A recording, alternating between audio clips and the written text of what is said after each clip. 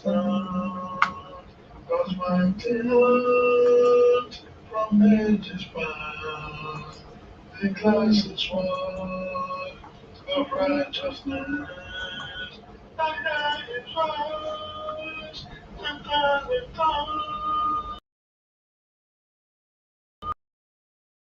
The loss of years, the days that shall be through. And God still lives, and all is well, and all is well.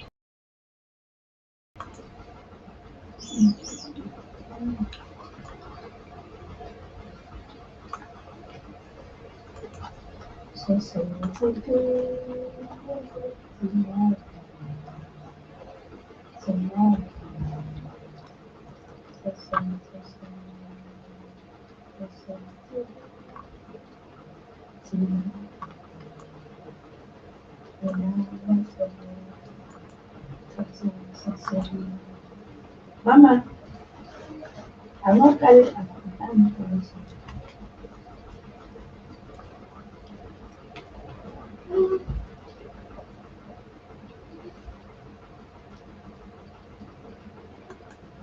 couldn't say.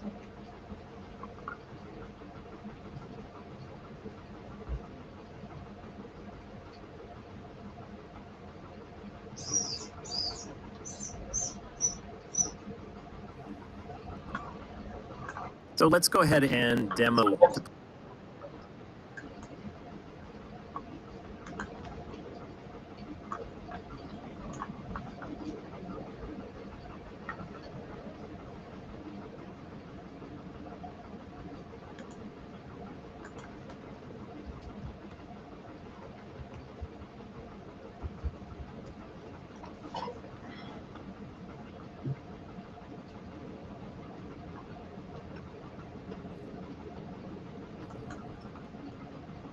So let's go ahead and demo deployment of software installation and full scripts policy. So I'm going to go ahead and scripts policy. So I'm going to go ahead and create a new install Zoom client, and I'm going to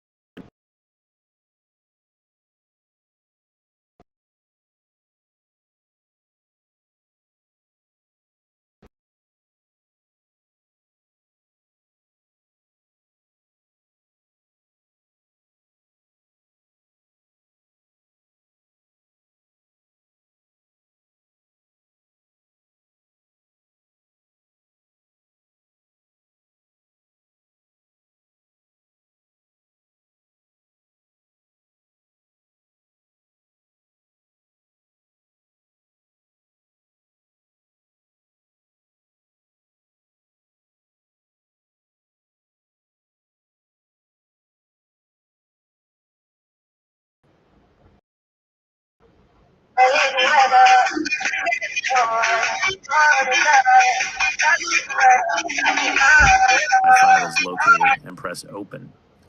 Now, when I get to this step, it asks me if I want to do a deployment method of either assigned or advanced. If I choose assigned here, it's automatically been published the application to the GPO, and that's all there is. And then I could go in and make changes to it. But I'm going to go ahead and choose advanced here, and that gives me the ability to do additional configuration options. And I can choose the deployment mode. I can also choose to uninstall the application when it falls out of scope. What that means is if, let's say, I delete this GPO, or the computer that is processing this policy moves to a different OU, and this GPO is no longer linked to it, then it will automatically uninstall this Zoom application. I can set up what's called upgrade relationships. So if I come up with a new version of the Zoom client, I deploy that package. I can set up an upgrade relationship between the new package and the previous one that I just deployed, and it will automatically upgrade applications that have that upgrade relationship. I can set up categories for it. Categories aren't used very often, but this is a way of organizing applications within the Add Remove Programs control panel applet. I can add transforms to my MSI file. A transform is a custom set of instructions to tell the package to do a particular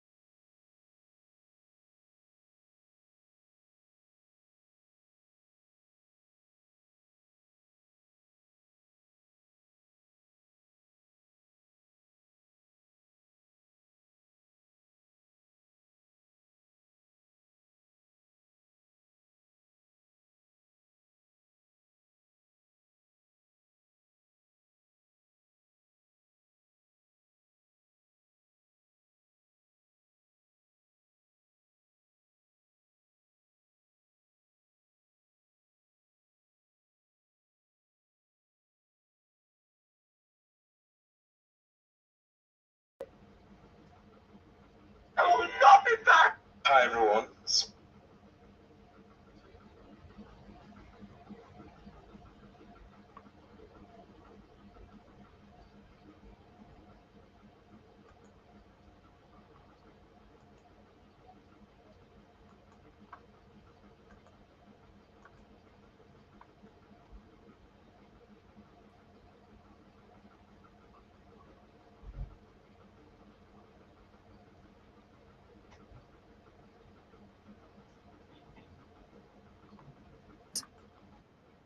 those groups or users or computers, in this case, that I want to be able to install the application, Today's conversation read permissions is to it. about If somebody didn't have a computer, didn't have read permissions, it wouldn't be able to. In any case, I'm going to take the defaults here, and I'm going to go ahead and deploy the application, and that's really all there is to it. Now, the next time computer that's linked, that's an OU GPO is linked, reboots, then software package will get installed. Keep in mind that, as I mentioned in a previous module, software installation requires a foreground synchronous processing event to execute, and that is a reboot. So a reboot is really the event that's going to cause this software to get installed. Let's go ahead and look at folder now. We'll go ahead and create GPO for that. Go ahead and say folder redirection, and we'll go ahead and edit it.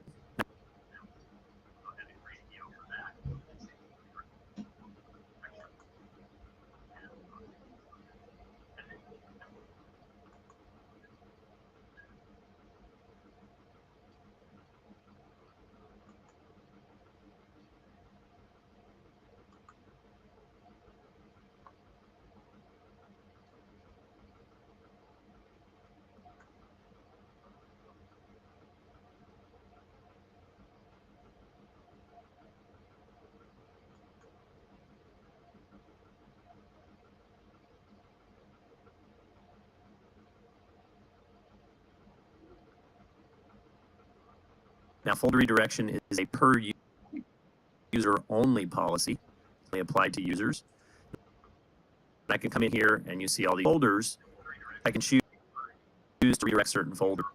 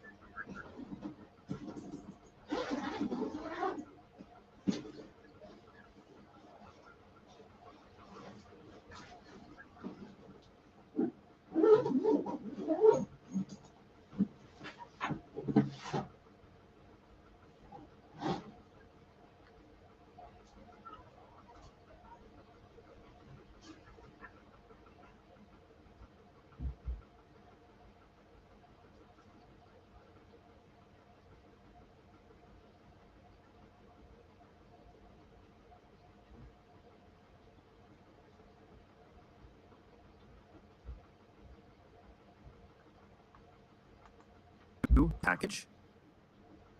And what I'm going to do is, the first thing it asks me for is a path to the MSI file. Now, this is kind of the first key part of using this. You have to use a UNC here. You cannot use an absolute folder or file name. For example, you cannot use C: packages Zoom plugin like that, because the clients that are reading this package out of group policy need to be able to find the MSI file. And if a C drive on the server, the package is installed where the package is located, the clients are not going to find that. They have to refer to it via a UNC path. So in this case, I'm going to use the name of the server, the packages folder, or the packages share, and then drill in where the MSI file is located and press open. Now, when I get to that, it asks me if I want to do a deployment method of either assigned or advanced. If I choose assigned here, it's going to automatically just go publish the application to the GPO, and that's all there is to it. And then I could go in and changes to it. But I'm going to go ahead and choose advanced here, and that gives me the ability to do additional options before it actually makes the application. So as you can see here, I've now got the Zoom Outlook plugin, and I can choose the deployment mode. So choose to uninstall the application when it falls. What that means is, if, let's say, I delete this GPO, or the computer that is processing this policy moves to a W, and this GPO is no longer linked to it, then automatically uninstall this Zoom application. I can set up called upgrade relationships. So if I come up with a version of the Zoom client, I deployed that package. I can set up an upgrade relationship between the new package and the previous one that I just deployed, and it will automatically upgrade applications that have that upgrade relationship. I can set up categories for it. Categories aren't used very often, but this is a way of organizing applications within the add remove program control applet. I can add transforms to my MSI file. A transform is a cut of instructions to tell the package to do a particular setup within the deployment. So these are often used to optimize an installation. Let's say you had Microsoft Office and you decided you only wanted to install Excel and Word. Well, you could do that by providing a transform here. Transform would tell the package installation process to only install those two applications. And then I could security on the application. And this is, again, not used very often, but I could theoretically do a kind of filtering here where I only let those groups or users or computers, in this case, that I want to be able to install this application need permissions to it. And if if a computer didn't have read permissions, it wouldn't install it. In any case, I'm going to take the defaults here and I'm going to go ahead and deploy the application. That's really all there is to it. Now, the next time a link that's in an OU where this GPO is linked, then the software package will get installed. Keep in mind that I mentioned in a previous module, software installation requires a foreground synchronous event to execute, and it's essentially for a computer a reboot. So a reboot is really the only event that's going to cause this software to get installed. Go ahead and look at folder redirection now. We'll create a new GPO for that. Go ahead and say folder redirection. And go ahead and edit it. Now, folder redirection is a per user only policy. So it's only applied to users. And you see all these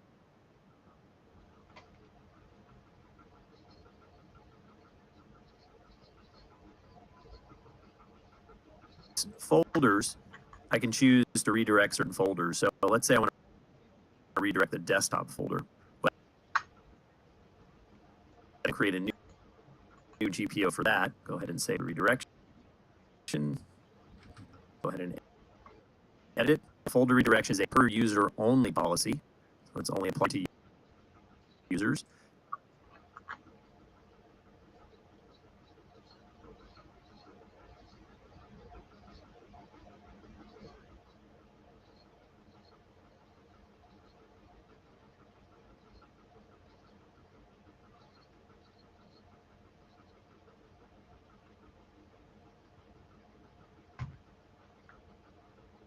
And I can come in here and you see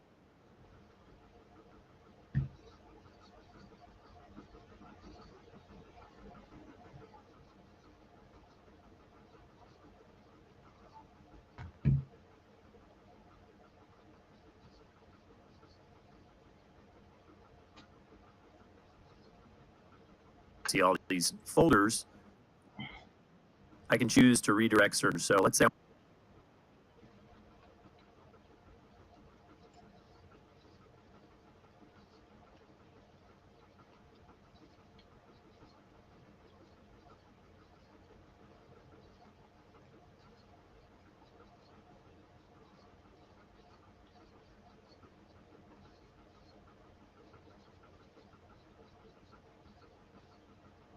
I want to redirect the desktop folder.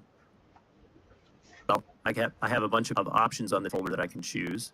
I can choose basic redirection to redirect one to the same relative location, or I can choose advanced. Advanced lets me start user group.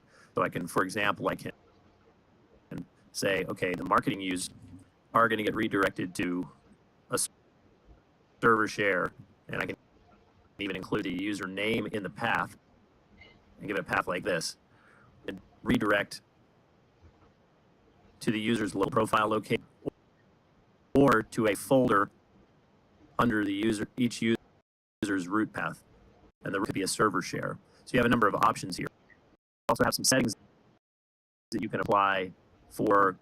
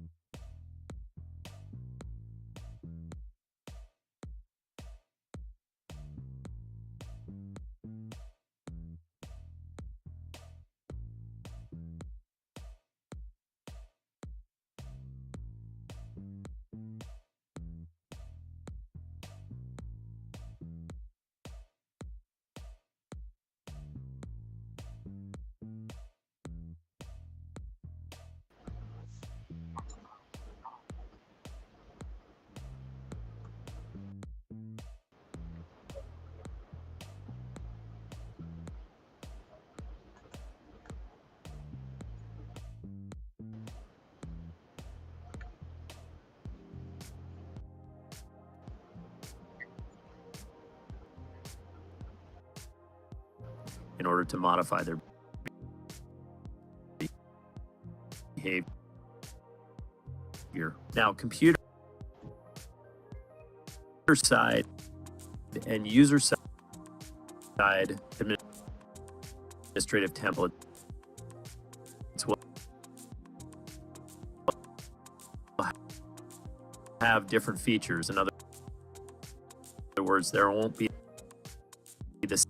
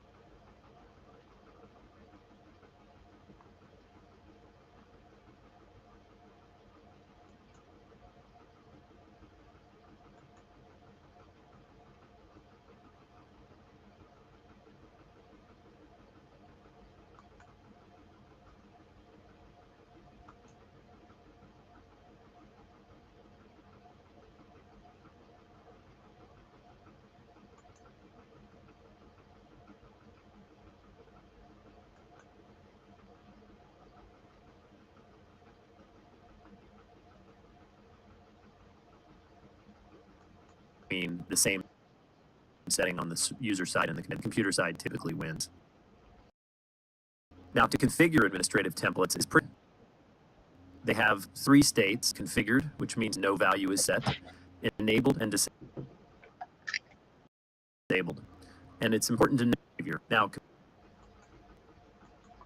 talk about administrative templates policy. So as you see on the screen, templates policy provides many policies and many different categories of policies.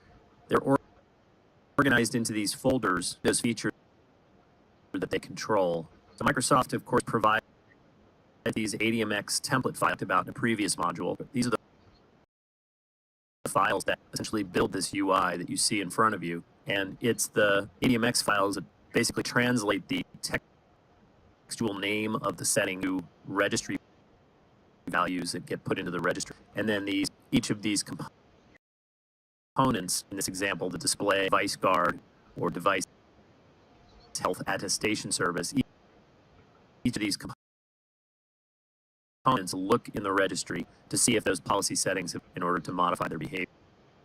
Now, computer side and user side administrative, in other words, there won't be the same list on both sides. Some settings will be only or only user. Some will have the same settings on both sides. And if the setting is on both sides, the computer side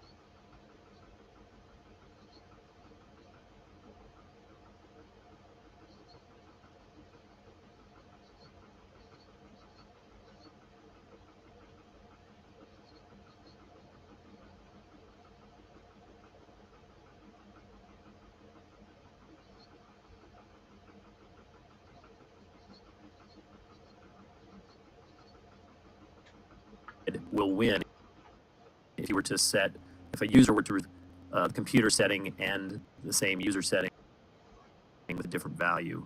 So if you have a between the same setting on the user side and the computer side typically wins. Now to figure it, it's pretty straightforward. They have three states: not configured, which means no value is set; enabled,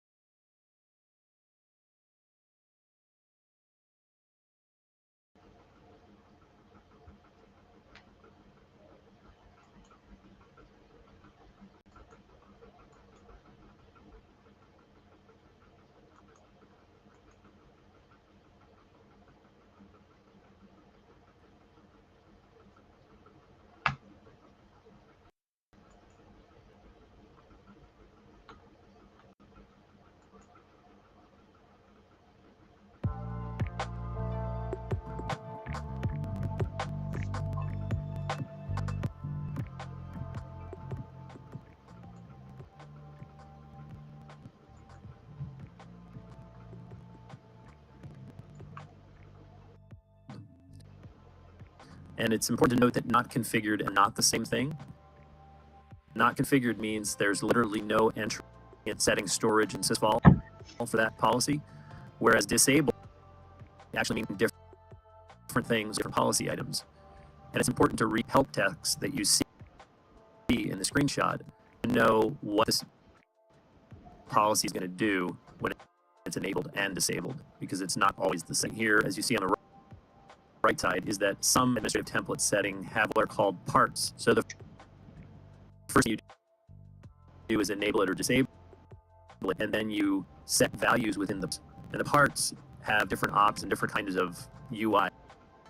Sometimes it's a text box, sometimes it's some kind of list that you create, sometimes it's just a drop-down. So each policy will have a different set of parts associated with it. Is that when you see parts, it means you have to configure something other than just enabled or disabled or not configured. Area that Microsoft provides guidance in and has traditionally provided on is in the establishment of security baselines. In previous days, they would provide essentially what were templates, which looked like GPO settings in the form of a GPO that you could import into your environment for different hardware or different security configurations. They recently came up with what's called this Microsoft Compliance Toolkit, which essentially does the same thing as you see on the right-hand side.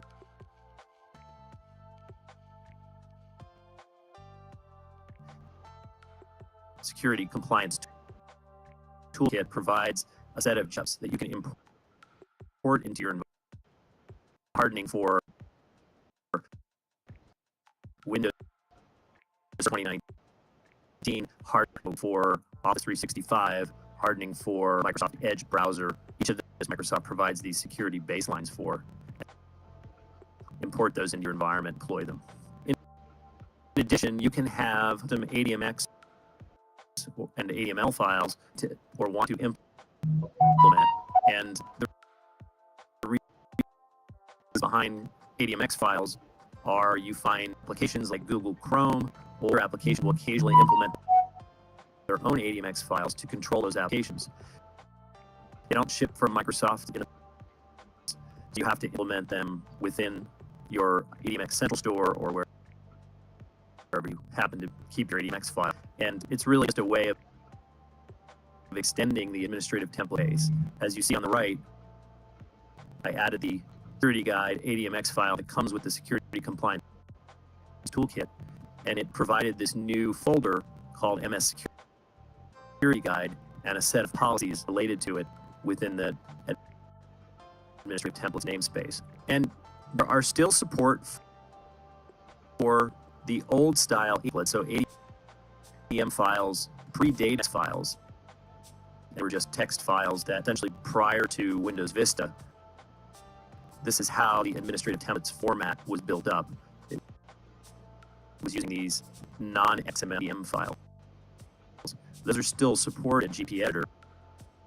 You can add those to them just by right-clicking on the administrative templates node, selecting Add Remove Templates, and browsing to the ADM files you have. If you have custom ADM files, you can still use those.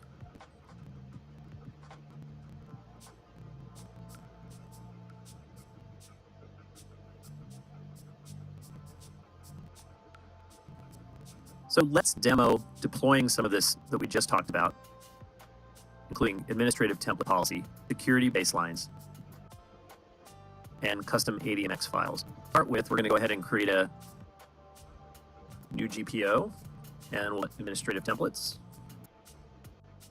and go ahead and edit it. And we'll navigate through the administrative templates namespace and look how it's organized, as well as look at some of the components areas where Microsoft has added configuration capabilities. So one of the more popular ones has been Internet Explorer configure. I come down into Internet Explorer security features. You see you have a lot of ability to configure very granularly explore security. And many of these are inherited by the Edge I'll talk about in a little bit. If I come into Internet Control Panel security page, you'll see that there are a number of settings that I have available to me, including a very popular one, which is called zone assignment. This is a good example of administrative template setting with parts. So if I enable site to zone assignment, I can set up which web domain that I want my users to browse to, which security zones. So all Internet Explorer has this concept of trusted intranet sites, untrusted sites. The concept is each of these has a different